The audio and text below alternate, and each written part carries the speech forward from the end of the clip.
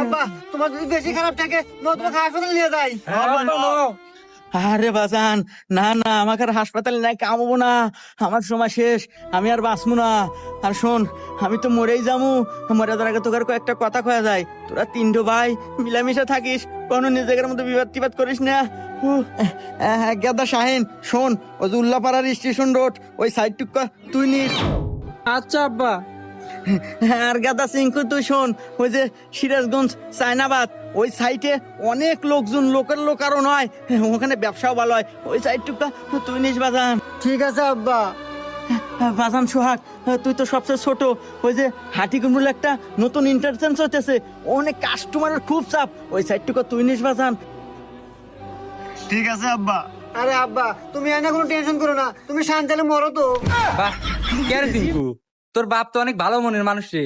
মরার আগে তিন বেটাক সমান তালের জায়গা তুমি ভাগ